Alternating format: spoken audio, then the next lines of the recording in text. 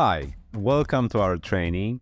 We are starting this journey together and we hope you'll have fun and get a serious portion of knowledge here. We'll be approaching many different lighting scenarios, focusing on both the why and the how. It'd be nice if you have some experience under your belt, but don't worry, you don't need to produce over-the-top renders to get a good grasp of what we are about to learn. It's important that you've already dipped your toes in the water, and now it's the time to organize what you do and what you know to go one step forward. You can totally relax today. There's no need to open 3ds Max. You can, but for the most part, it's the most important is to let the ideas flow and just get inspired. In the next lesson, we'll go through the practical part one more time, so don't worry, you won't miss on anything. Today, we'll approach a daytime lighting scenario. This is the most common scenario and the most often used in commercial work. Up to 70 or 80% of the time, we are quoted exterior shots in the daytime scenario. So, mastering this scenario is basically a must-have, especially since the demand for such a shot is huge. The reason being, we need to show the building and the entire space while it's used the most, that is during the day. So we'll dive deep into every detail of the daytime scenario in the upcoming 7 lessons, to hopefully give a full control over it. We'll slowly introduce new concepts and serve the knowledge in smaller chunks, so you shouldn't be overwhelmed at any stage. Today, we'll create the daytime scenario using Corona Sun and Sky. This is a system built directly in Corona and we'll use it very often. We can put the sun in the scene and we can insert the sky that basically illuminates all the objects. We get a realistic ratio of the sun's brightness to the sky's brightness, completely for free. We also have a good ratio between the cold colors of the sky and the warm from the sun, but more on that later. Corona Sun and Sky is a physically correct lighting model and it offers great possibilities. We'll work on the daily scenario today, but you can use it for any scenario. It's very powerful. Everything you see in the screen right now is made with the help of Corona Sun and Sky only, so we really hope to encourage you to use it more often. Nevertheless, let's focus on the daily scenario for now. First, we'll discuss the most important parameters of Corona Sun and Sky, and then move to the implementation of the scenario. Setting up sun and sky is a very simple operation from a technical point of view. Just a few parameters to set. It shouldn't take more than 10, maybe literally 15 minutes if we are being thorough. However, we don't want the lighting process to be just random. We want to think, set the lighting and run the whole process consciously. It's something that is often overlooked, and the end result is often actually quite random. Okay, so let's get to the scene. As we said, this first lesson is basically an introduction. You may not launch 3ds Max for now, but just watch what it's all about. Well, let's start by loading Corona Sky and Corona Sun. You can do this in the Create panel. We go to the Lights tab, Corona Sun tab, and now basically we can click anywhere in the scene, drag our click, release the mouse button. Now by moving the mouse up and down, we can choose the height of the sun above the horizon. We click again and we have the sun set in the scene. Once we have the sun in the scene, we can see what it looks like. So we click F10 on our keyboard or the gear icon to enter our render settings. And at this point, let's just go into interactive rendering to see what is actually going on in our scene.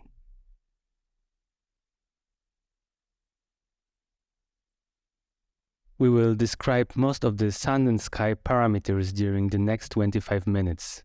It is going to be a very beginner-friendly fragment, so if you are already familiar with it and don't want to refresh it, you can skip the video until the next segment. And at this point, there are no materials in the scene, but don't worry, It's only temporary, just to show you how this system works. When you launch the scene included in this training, all the materials will be in place. And that's how it looks at the moment. We have the sun, and so far, just the sun. It gives us directional and direct light. What's more, we can see that all objects in the scene have a warmish shade. Basically exactly as we would expect from the sun.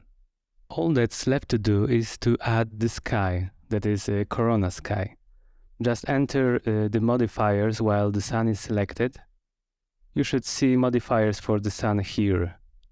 And now you can just click Add Corona Sky Environment and it should automatically add a corona sky.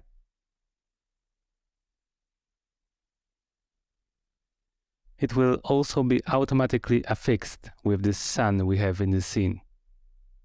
At the moment, our image is just a bit too bright, so I will just adjust the exposure down so we can see some more details in the image. Okay, so we have corona sky environment appearing in the sky. Now we got a nice ratio of the warm sun and cold light coming from the sky.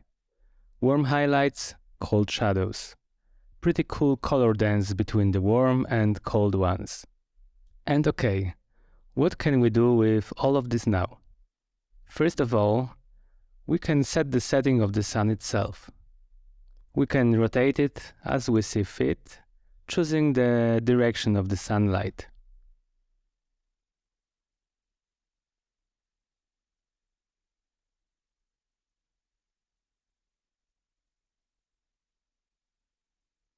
Besides the direction, we can also change the height of the sun in the scene. And doing so, we will also change the time of the day for our image. As I mentioned before, Corona Sun and Sky is a complete system and it reacts to how high the sun is above the horizon. It automatically matches the sky and the color of the sun. For example, the system understands that if the sun is close to the horizon, we should get a lighting that is close to the sunset. Similarly, if we move the sun higher, we will have illumination closer to the zenith. The sun's color will be cooler. The warm-cold dynamic in the scene will also be more subtle. Okay, let's go back to some kind of neutral position. If you select the sun, you'll have modifiers on the right. We can get through them fairly quickly because there aren't as many of them here. First, we have intensity value. You will use it to set the intensity of the sun. And note that the light coming from the blue sky is independent of this modifier. We basically change only the intensity of the sunshine in our scene. So, for example, if we set 10% of the value, we can see that basically the shadows have not changed much.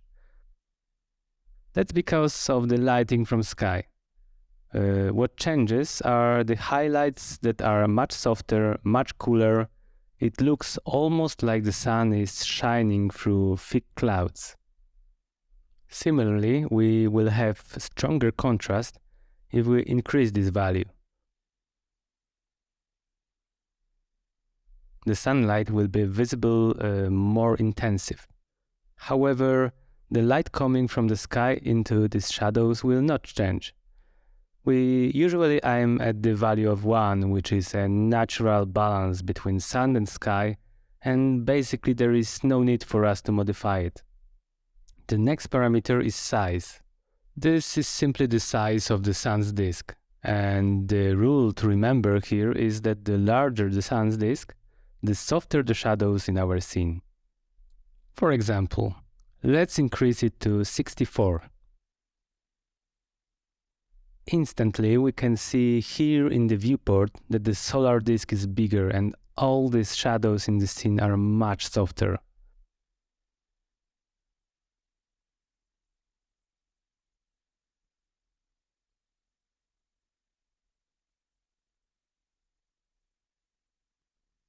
it looks a bit like the sun is being filtered by the fog or by thinner clouds. And again, if we go below the value of 1, these shadows will get sharper. On the other hand, if we set the value to exactly 1, which represents the natural size of the sun, the shadows will be still quite sharp. So basically, if you go below 1, you won't notice that much of a difference. And this works the same in real life. If we have, for example, a flashlight, a small light source, it will give us a very sharp beam of light. And if the light is coming through the windows or from some lamp mounted high on the ceiling, it will be more diffuse, the shadows will be softer. So to sum up, the greater the value, the softer the shadows, the smaller, the sharper. We also have the shadow from the clouds setting here, but we won't focus on it for the time being. We are going to have an extra lesson where we are going to talk about the clouds from Corona. Whether this setting is on or off, it doesn't really matter to us at the moment.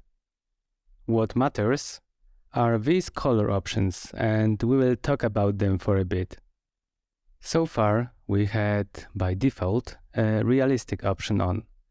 And the realistic option gives us the sun's color that matches its height above the horizon. So, as we said before, if the sun is lower above the horizon, then automatically its color will be warmer, and if it's higher, it will be colder.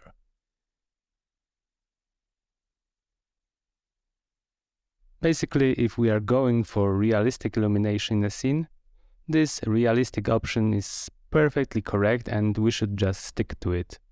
However, in certain situations, we can decide to go in another direction. The color setting gives us quite a few interesting opportunities. First, there is a textured setting, but we are not gonna bother with it at all. Whether it is on or off, we probably won't see any difference because it concerns the uniformity of the solar disk color, so we can safely skip it. What interests us though is the possibility of replacing the realistic option with direct input. Look at this. If we turn the color of the sunlight on, it will sample the color from this bracket. And at this point, it will be just pure white. So what can we do with this? For example, we can apply a very warm color here and create the impression of a sunset, when in fact our light source is much higher. And under normal conditions, this would be just an afternoon. So we can cheat a little bit in that manner. We can, of course, also go completely crazy with this color and do really anything. However, of course, this is a less real-life example and there are very few situations in which we will be able to apply it. In addition to direct input, we can also enter the temperature in Kelvin. By default, it's 6500 K, which is a neutral color temperature, but we can warm it up by reducing the temperature here, or cool it down by increasing it.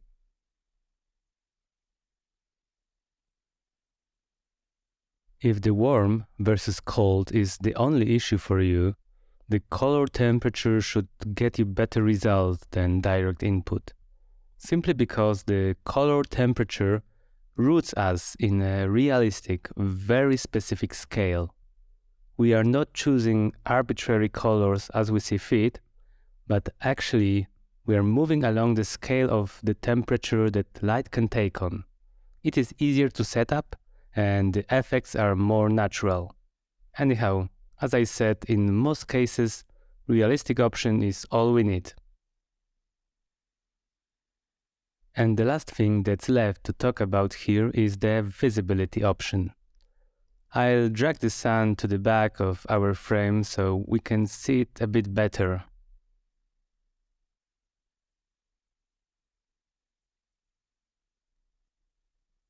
Yeah, we can see the sun is out here somewhere, and now we can deselect various options in the visibility of the sun. The first one is visible directly. So as we can see, somewhere in the sky, the solar disk is visible. It will simply disappear if we uncheck this option. The sun is still there, it still shines on the scene, it would still reflect in various surfaces, but we simply cannot see it directly. And speaking of reflections, the second option allows us to cut down reflections of the sun. Maybe you won't see this well in this simplified scene, because there is no materials for now. However, it would be very obvious if we had, for example, water here. Even so, we can still notice that some of the highlights in materials come, in fact, from reflections, not direct sunlight as it may seem. And the highlights become much less noticeable as soon as we turn reflections off. So it's clear that a lot of what we see on these stones in this position of the sun are simply reflections. Of course, when we turn this option off, the sun also won't appear in reflections in glass, water, and so on. Usually, we don't care that much about hiding the sun, so we have both visible in reflections and visible directly turned on. Often we even show it on purpose to make a picture more dramatic. Another aspect we can change with this option is the visibility of the sun in refractions. If we would look at the sun through some object made of glass or a water surface, then this would allow us to see the sun or hide it.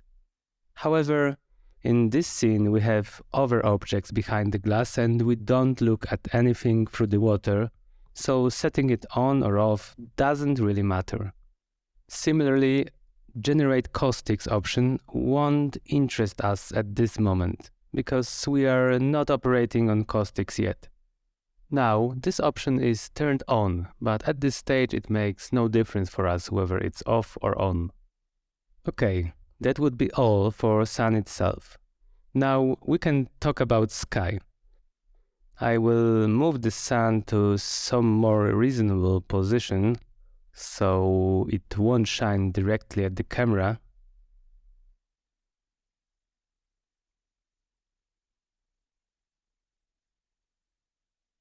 And we have to go to the material editor if we want to modify the sky.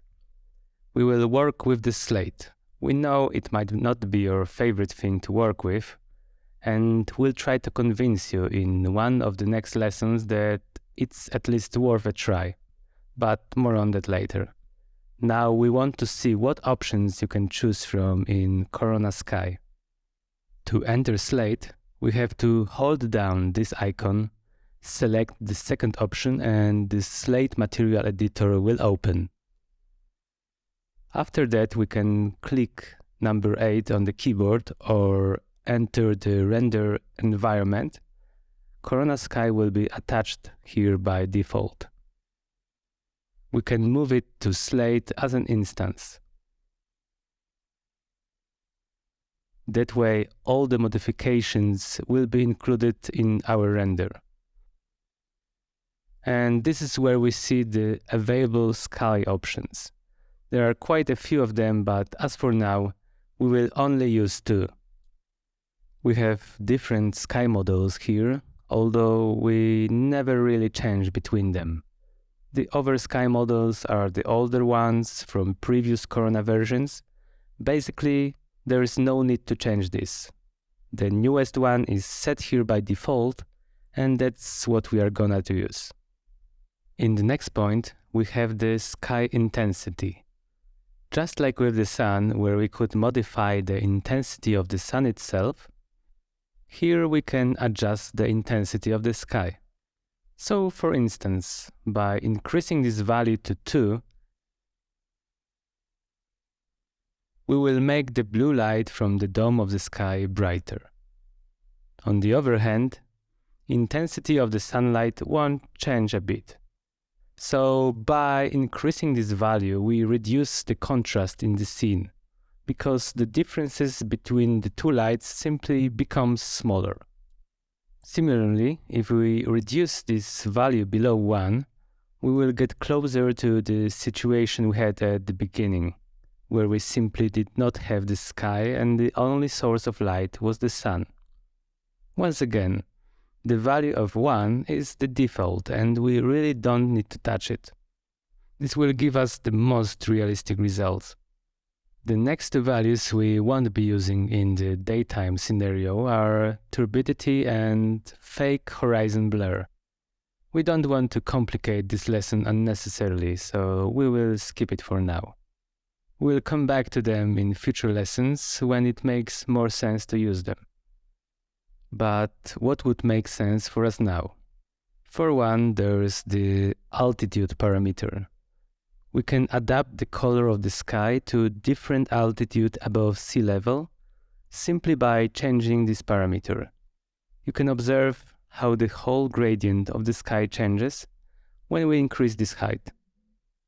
This depth of these blue colors changes as well, and the way the sky shines is also a bit different. What's more, the way the sky affects these shaded areas is also different because the very dynamics of what we see in this hemisphere of the sky has changed. Honestly, I would not focus too much on this value above sea level. We are not trying to recreate any realistic conditions here. Even if our scene is supposed to be somewhere very specific, let's say in the highlands 1000 meters above the sea level, we don't need to nail it down exactly like in reality. But if you are looking for a simple way to adjust the sky color in the scene, this parameter will prove to be very useful. For example, if the sky is too pale, as you can see here, these colors are less pronounced, more desaturated, brighter towards the horizon. This gradient is a bit clumsy. And you might want this blue to be more pronounced, the gradient to be somewhere closer to the horizon.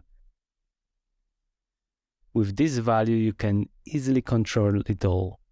Really, if you are using Corona Sky, pushing it up a little makes the whole image a lot more punchy.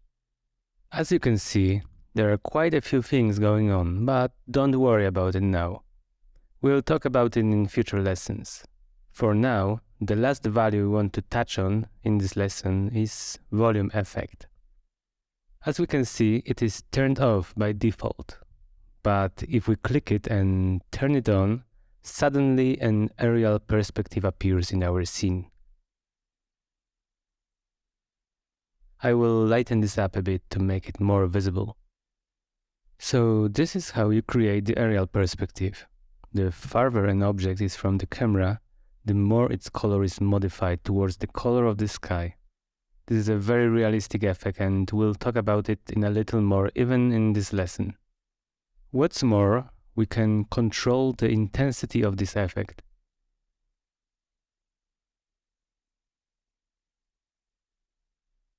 With a value of 10, it looks like this.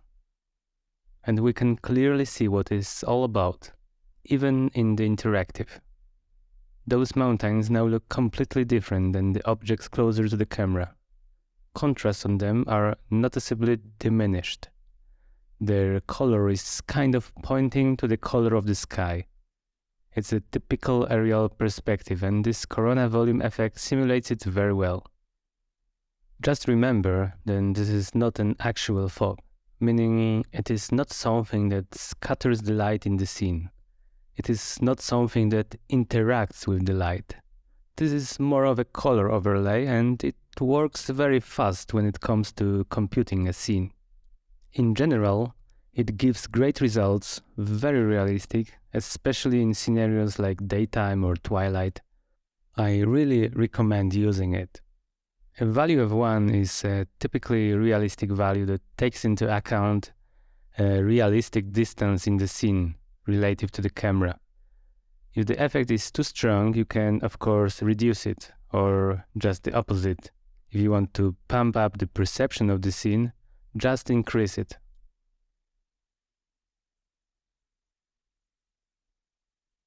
Note that some effects of this color overlay may seem strange at higher values. Some discoloration may appear on closer objects. Sometimes some sun rays can shine through, but it is definitely worth experimenting with and using. It calculates really quickly, it is pretty easy to set up and produces very good results.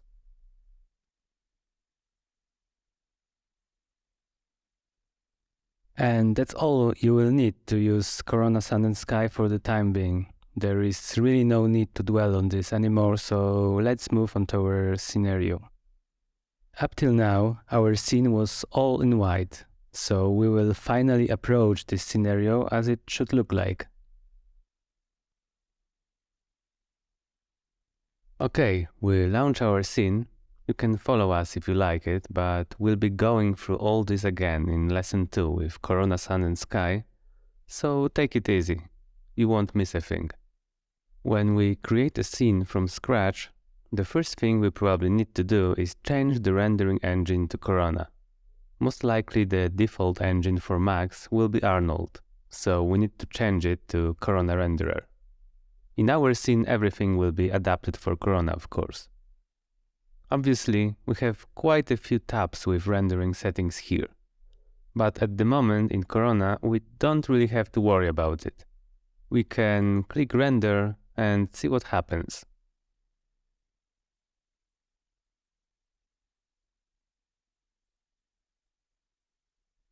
The scene is parsing, but I can tell you right now that nothing will appear. We simply don't have any light yet in the scene. No sun, no sky. Our image will just be completely black.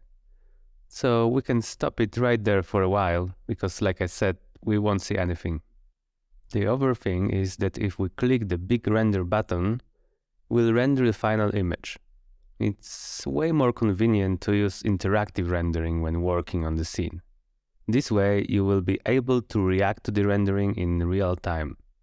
Just click Start Interactive here, or click and hold here and Start Interactive as well. While using interactive, we need to double check which layers are active for our scene. As you can see now, the Assets High Poly and Moss High Poly layers are disabled, and to work with interactive we will turn on the Low Poly layers. This will make the process faster and more stable. It obviously depends on your computer, but we definitely recommend hiding the high poly layers while practicing. And when it comes to the quality of the displayed image, it shouldn't differ as much as to cloud our judgment. Okay, let's click Start Interactive and see what happens again.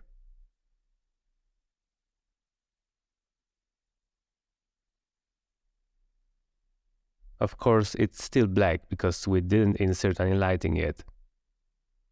So it's about time to go to Create Panel, Lights, Corona Sun, and insert a sun into our scene. Left click and hold. Drag it and click again.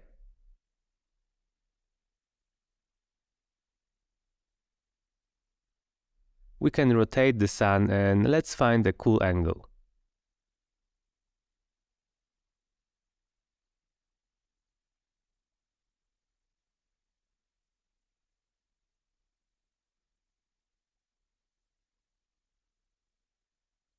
At this stage, we won't elaborate on why this direction works. We'll come back to it in the next practical lesson, so let's choose this direction and trust us with this one today. Obviously, we are lacking Corona Sky, so we go to the Modifiers tab and click Add Corona Sky.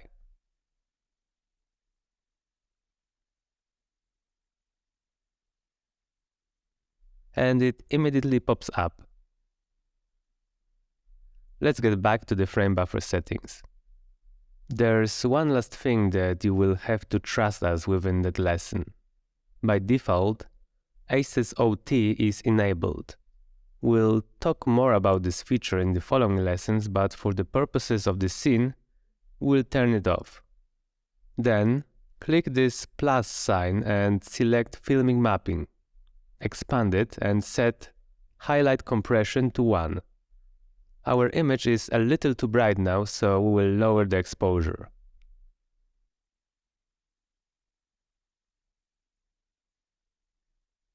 And that's it. Let's get to the real subject of this lesson.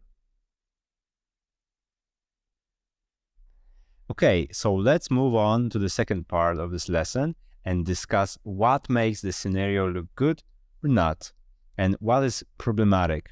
What can we say at the moment? For starters, the foreground is grabbing too much attention. This building is completely lost. There's just too much details all over the foreground. It's light, dark, light, dark, light. Everything is just chaotic in this picture. And the truth is, it's hard to expect great results only by setting up Corona sun and sky alone, especially if the direction of the light is random. So yeah, something feels off. This can be very discouraging for many graphic designers, particularly if they have hard time identifying the real problems. And the real problem in practically every picture is the depth or lack of the depth. We briefly talked about the depth in the previous lesson about the composition, but what exactly is the depth? Let's put it this way. When you are rendering, you transfer the information from the three-dimensional scene into a two-dimensional image. This image has only height and width, so you want to bring the third dimension back somehow.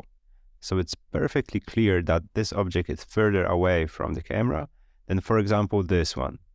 And of course, perspective can help with that to some extent. We intuitively understand how the vanishing lines work, that objects further away from us are smaller than those closest to us. However, we want to go a step further and approach depth from an artistic point of view. It's something we can apply to our image. You'll see in just a second. Usually, in the foreground, we have deep shadows and the sharpest contrast. Then, as we go deeper into the scene, the contrast of light and the shadows fade out. And the further away we go, they completely wash out. Look at these examples. In general, in all of them, the foreground is more or less hidden in the shadow. The closest something is to the camera, the greater the contrast are. The shadows are deeper, the highlights are brighter. The further from the camera, the smaller the contrast. If we look at those mountains on the horizon, the contrasts are very minimal. In most cases, we won't notice any contrast over there. If we look at our image, we can quickly notice there is no transition between objects in the foreground and the background. Contrasts are all over the place, and the foreground takes away too much attention from the subject of our visualization.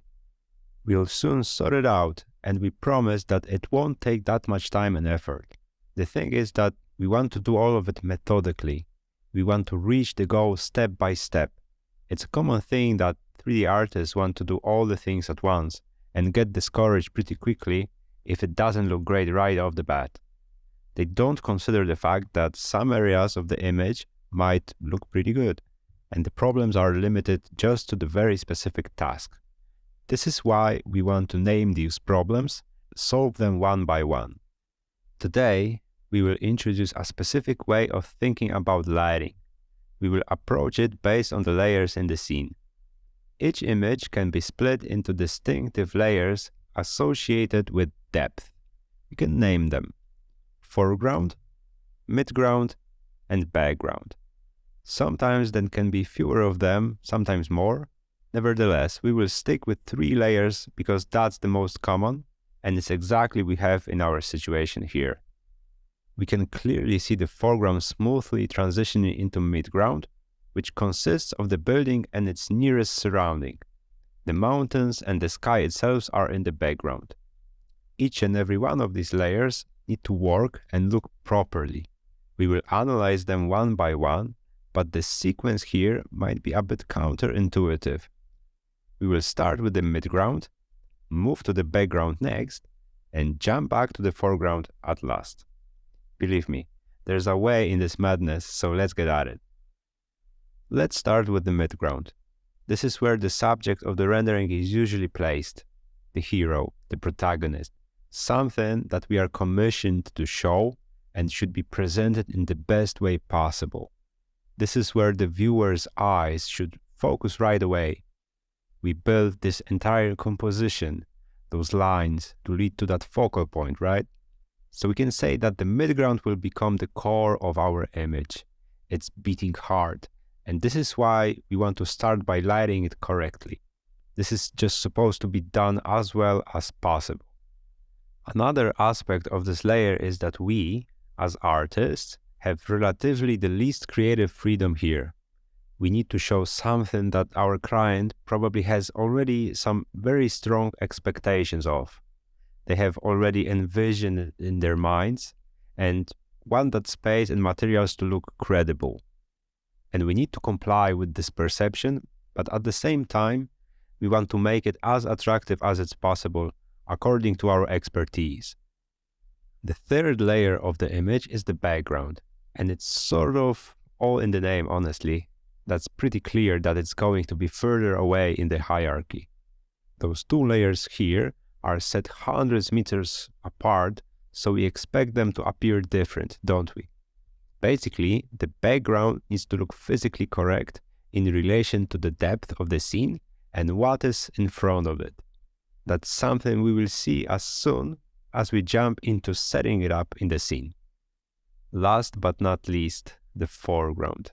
It is slightly counterintuitive because, come on, it makes up for half of the frame, and we can already see that it has a tremendous influence on our perception of the image. It provides us with hints about the exact camera position, the distance to the subject. It gives us a lot of context and makes us much more grounded in the scene. We are very lucky though. Contrary to the other layers, the foreground gives a lot of creative freedom. It's the space your client hasn't even thought about yet for the most part. They won't have any specific expectations, so you can freely slap your best quality assets here. Even if there is something that we need to comply with, like a landscape project, we still should have a lot to say about all the details. The decision on how to place an individual tree or a bush will be always ours, and it's enough here to make it or break it. It's much more than we are able to say with the midground or background. We can juggle objects all around the camera and build shadows that fit our composition. Alright, let's make a quick summary of what's coming up next. We'll start with the midground and make it pop. We'll make sure that it's higher in the hierarchy than the background. Lastly, we'll jump into the foreground to make sure that it doesn't dominate the composition and works well in the context of depth perception, just like in the examples we saw earlier. We are moving on to the practical part, and all of it should be perfectly clear soon. At the very beginning, we can admit that it doesn't look great, right? There's one big chaos here, but we can try to look a bit differently at it. I have prepared some selections here, and we will do something like this. And it may seem like awfully weird, but bear with us. We'll use a neat little trick. We'll turn a thing called Material Override. So let's open Material Editor and create the most basic legacy Corona material. 100% black, no reflections. We drag it to Material Override, and all selected objects add here as excluded. And let's see how it looks now.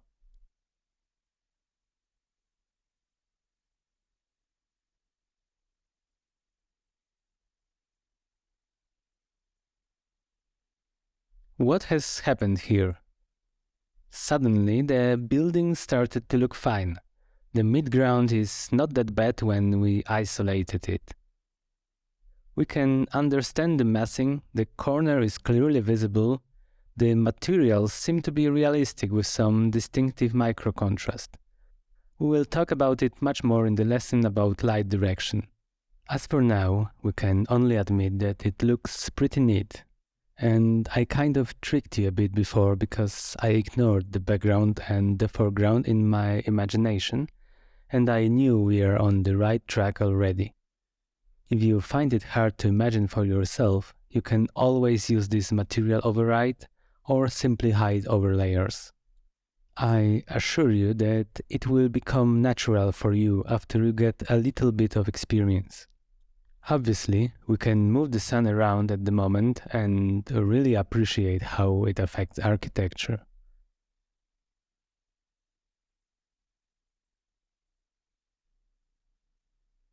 As I mentioned, it will be the subject of another practical lesson, but we can clearly see this relationship, which was a bit vague earlier, overshadowed by all those foreground and background problems. Let's get back to the direction we had though. Alright, so we solved one problem, or we can say that it was already solved by the sun direction we suggested. But we just needed to look at it differently. The subject of this image looks fine, so we can consider our midground to be done. We need to move on to the background now. We think about layers and address problems one by one. So I can turn it off, clean this list. I've got another selection here, everything except for the foreground. Let's add those objects to override and click interactive again. We'll do the same trick, but the background will be visible this time.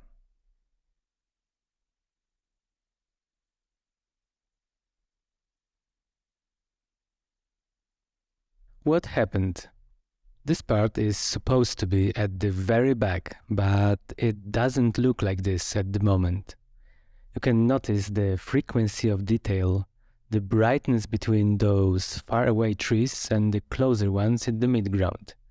They basically look the same values, the same colors. I would say that this background is stealing some of the attention and it looked better when we had it blacked out. What can we do about this problem? We've already mentioned it earlier.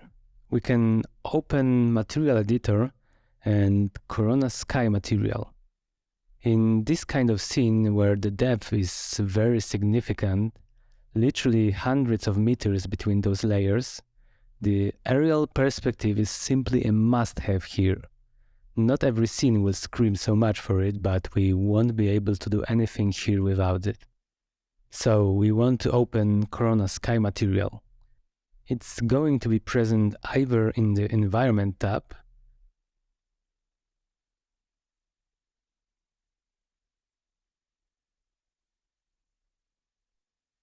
or here in Render Setup Single Map if we have it turned on. Wherever it is, we can drag it into Material Editor as the instance, and so we have access to all the settings. As I already mentioned, we can click on Volume Effect and see what happens. We get sort of a one-click solution for aerial perspective. Certainly, we can make it weaker by lowering this value, or stronger by raising it. We can even get to the point in which it almost looks like a dense fog. Although, as I said, it's not a proper, physically correct fog. Basically, high volume effect values push it more into the realm of a stylized look. Some sort of painterly effect that binds the entire image together. It might be not entirely naturalistic, and this tint may sort of pierce through objects in the scene or cause different artifacts. The value of 1 is default, and considered to be correct for realistic distance values. But we are of course free to modify it. We can tweak it to adapt this look to various lighting directions. We will talk about it more in the next practical lesson, but as for now, you can believe us that this value could be a bit higher, maybe 2, to compensate for the sun position in the scene. Speaking about the background, it doesn't consist only of mountains, but also this visible part of the sky can be included in it. At the moment, it is really washed out. We will be talking much more about the proper color of the sky pretty soon in this training, but as for now, I can only mention that raising this altitude level will help make this appearance deeper. We can freely adjust it to alter the sky to our expectations. I don't mean that 0 value is somewhat incorrect, but I think it is more attractive now. We can set it even a bit higher yet. Alright, we've got even more separation between the midground and the background. Perfect. We can clearly see that this second layer of the image is much more readable now. The trees, silhouette, the building, whatever happens behind this slope. Our subject moved forward, and these trees seem more isolated. We kind of literally made 2 steps, and we are already halfway done. That was sort of really quick. We started establishing this hierarchy of layers, and the midground is really higher in it than the background. It's really fine now, so we can, I think, move on. Okay then, it's the foreground time. We can expect it to be sort of problematic. It used to be too bright, really stole the attention. I will just turn off this material override and we will find out. Interactive doesn't like this kind of huge changes, so I will also turn it off for a while.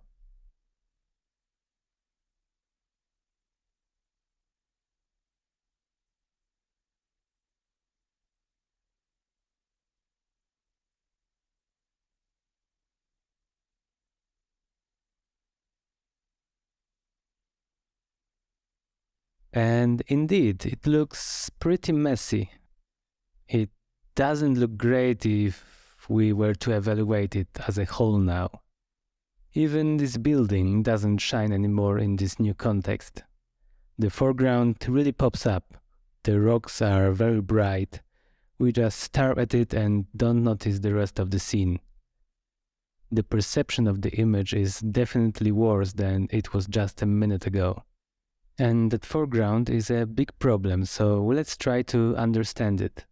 Let's have a look at our scene. I might turn it off here in this 3D view.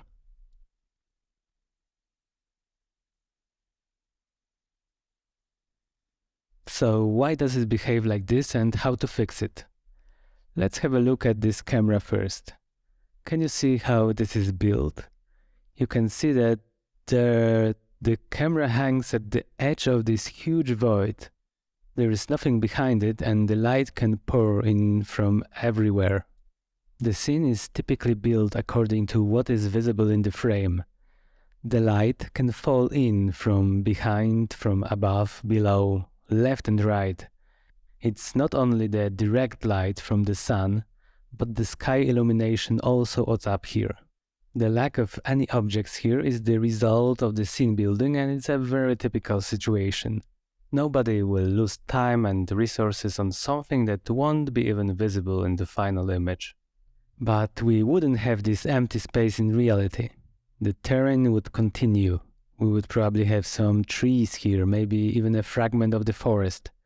Basically, there would be something instead of this bottomless void.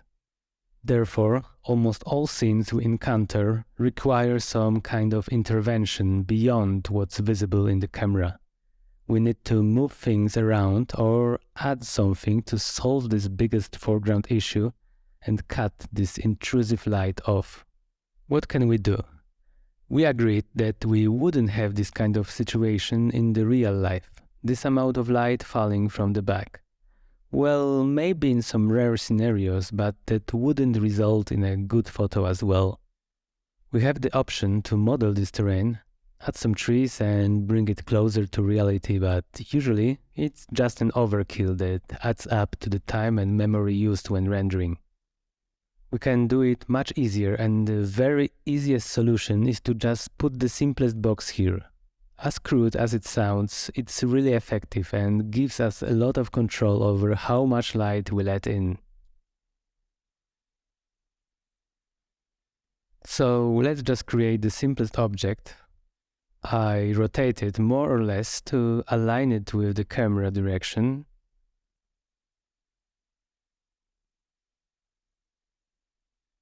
We don't need to be very precise.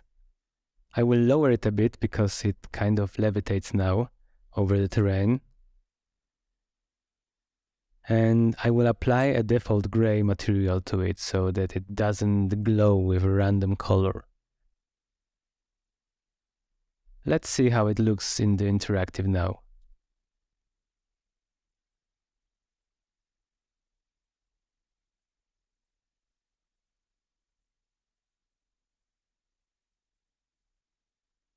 Awesome, something's happening, and to push it even further, we need to modify this box just a bit. We can, enlarge it on one side and another.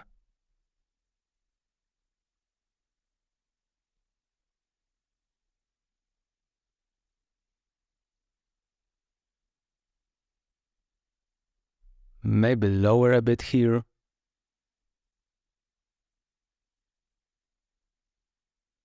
Basically, we can see that inserting this box introduces more shadow in the foreground because on one hand it obviously blocks the direct sunlight, but on the other hand it also stops the scattered indirect light from the sky. So all reflections on the rocks, on the bark, they are all darkened, even if there was no direct sunlight hitting them before. It's all just naturally darker. Obviously, the box has a very geometrical, regular shape that isn't really what we want because it casts this very artificial, straight and sharp shadow over the foreground. And there are many ways to address this problem, but we will again try the simplest solution this time. A little trick. We'll just raise this side of the box up so as to place its shadow in one line with the shadow of the tree. Simple as that. We won't be able to recognize it as something artificial anymore because we borrowed that natural shadow edge from the real object. If we want more control, we can always convert this box to editable poly and tweak it even further.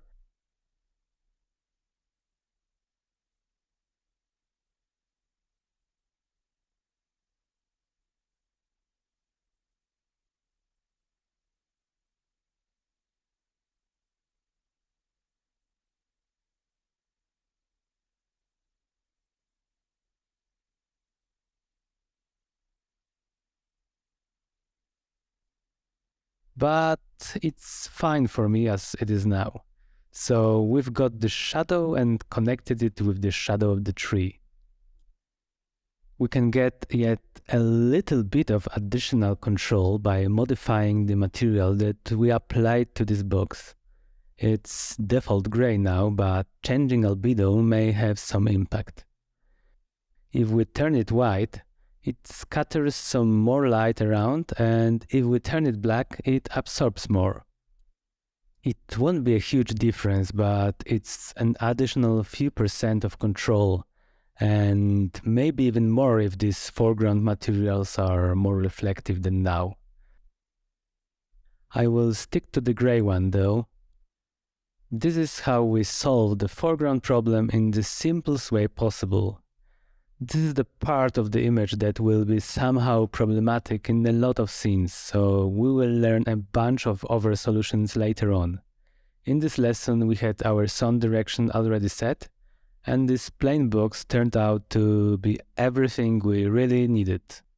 But there will be many more cases, and some of them much more challenging. Some of these solutions might be funky and counterintuitive, but I would say that they are great as long as they work and are effective for us.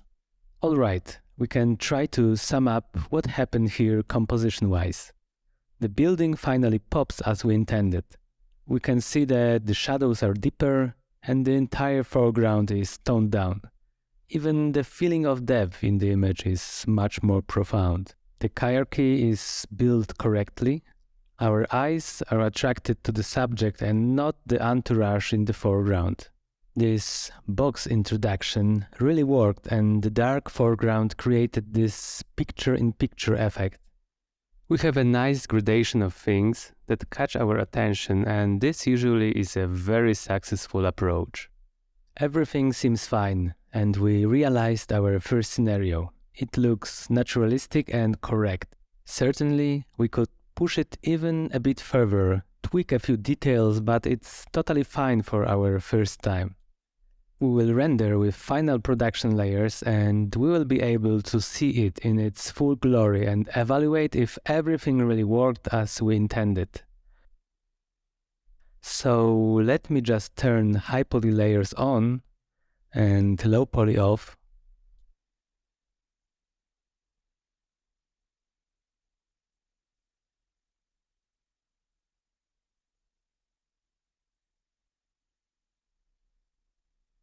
And fast forward, we've got our render ready. If we want to save it now, we obviously need to click on this Save button. Now we can choose the file type. We certainly don't want to use any compressed formats like JPEGs, because we would just lose all our precious information.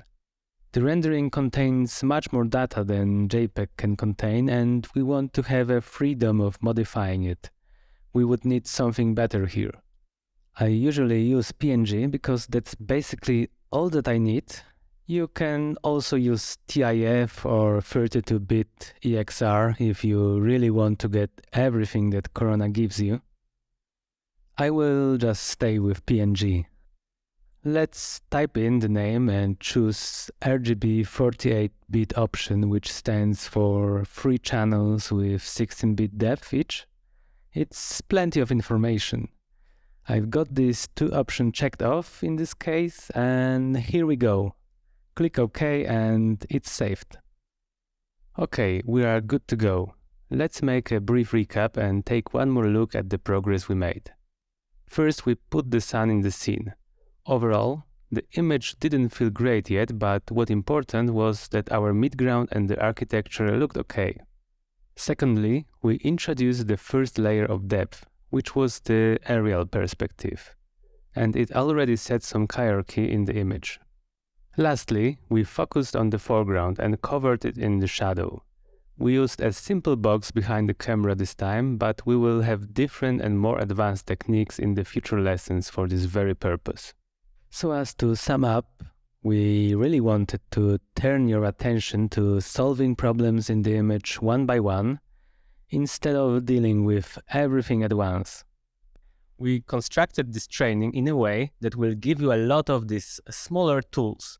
You will see it soon. Let's just start thinking with layers from today.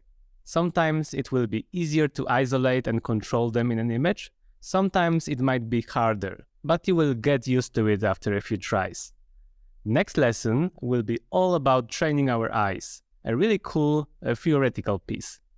The one after this will be about choosing the right light direction, and we hope you will also enjoy it. See you there!